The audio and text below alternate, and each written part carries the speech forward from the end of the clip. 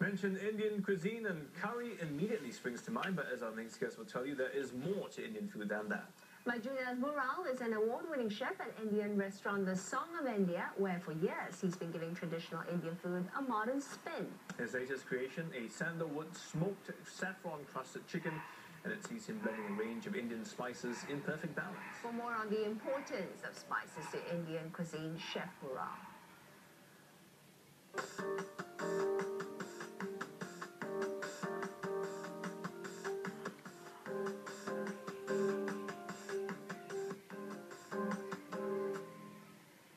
India has been in a long time, in old ages, it's basically capital of spice, and it has become one of the capital hub. Like example, there is a Kerala, which is a state in southern state, and it's called as a state of spice. Oh. Right. Yeah. I mean, we know that Indian food often has many different varied spices involved, but I'm going to ask you about today's dish, a smoked chicken, is that correct? Yeah. Simply put, but I know there's a lot more involved, but tell us what that dish is about. It's a smoked chicken.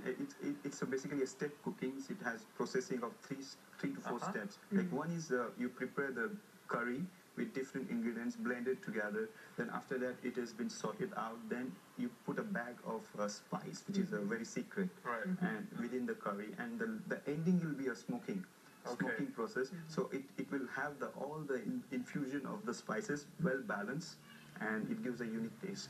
It's going to be a rich one, this one. So introduce to us the ingredients that you use for this particular dish. In fact, you were kind enough to bring in all the ingredients to show us, actually. Yeah, we have star anise seeds, green cardamom, whole nutmeg, and bay leaf. Basically, this will be used to make a bag out of it.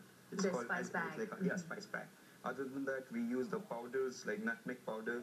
Then there is a sandalwood, there is a green pepper, black pepper, then yellow chili powder, and also the saffron. The sandalwood is interesting. I mean, if I can, that stick that Suzanne is holding there is, yeah, well, of course, because the stick version just looks like a wood. You can smell it. Yes, it sends a step. But I would think it's not edible. I mean, you would think that, you can consume this. Yeah, generally everybody thinks that it's been used for the cosmetic or it can be used for the fragrance. But in India, this is also one of the unique spice which is used in Nawab's cooking, the cooking of Nawabs, and it gives a unique flavor. But you cannot use directly into the cooking, but you can use in some of the processing, like could be one of the smoking process. And to add the flavor to it. What flavor would it add? Yeah, it will have a woody smoke flavor, and not only has, but it also well balances another ingredients, which all it cover up, and it makes a more of unique.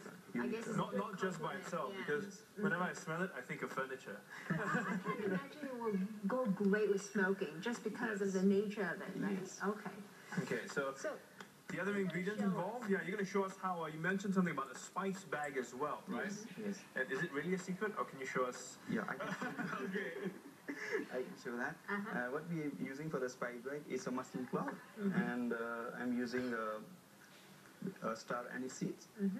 Okay, and just put star anise seeds and some green cardamom, nutmeg flower, and bay leaf. Okay. So this spice bag is really used to flavor your paste, is that right?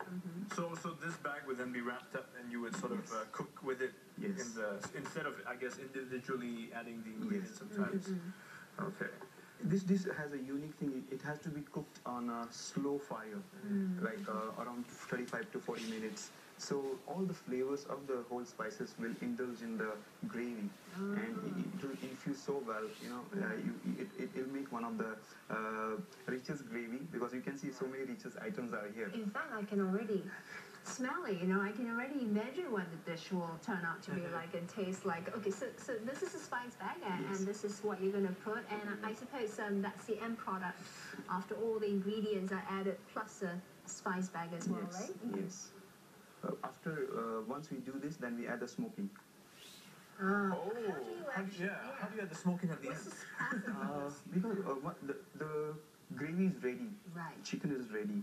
Because you can't. When the smoking takes place, it shouldn't be cooked further. Right. It should be smoked and should go to the pleating.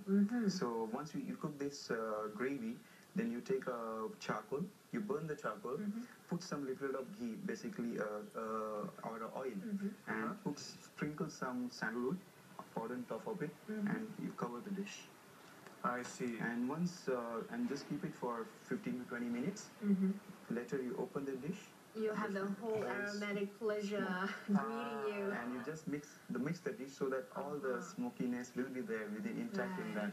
And again, you shouldn't overpower the smoke. Shouldn't be for longer time. It should be 15 to 20 minutes. It's an ideal time for the smoking. Okay, and when you're talking smoke, it has to be charcoal here. The traditional, good old-fashioned charcoal that has the most authentic flavor. So add that subtle flavor to it. Yeah. Okay, so after that's done, that's when it goes, like you said, straight to plating, right? Yes. Maybe you can show us the final touches to this dish.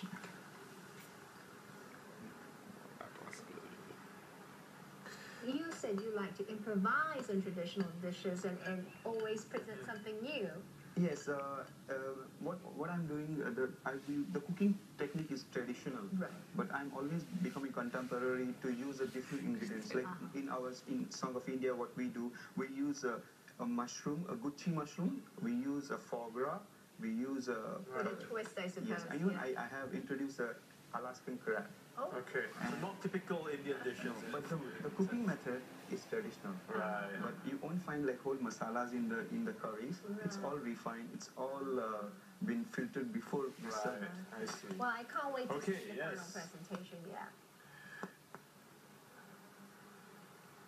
That's amazing. All these spices really have a very rich. There we go.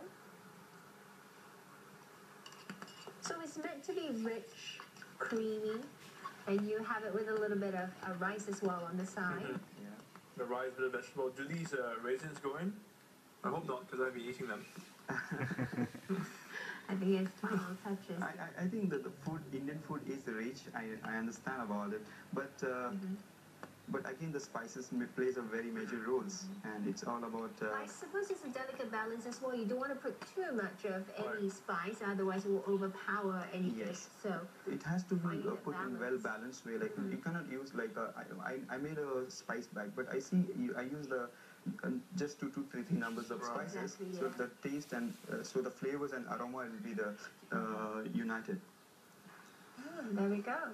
Nice. Something you can put a chives on top of it. Beautiful. And voila, there you go. What do you call this again? This is called a smoked sandalwood smoked saffron crusted chicken. Saffron crusted chicken. Oh, nice. Look at that. Yeah, so now I know, I mean, to be honest, we often don't appreciate it, not knowing, there's so much hard work involved with all the different spices, but the flavor that comes out at the end is quite amazing. I mean, for breakfast, I think it's heavy, but I still think we can, tuck in this morning, don't you agree? Yeah, we can. We will do so right after this, because I think it's going to get a little bit messy when we tuck into that.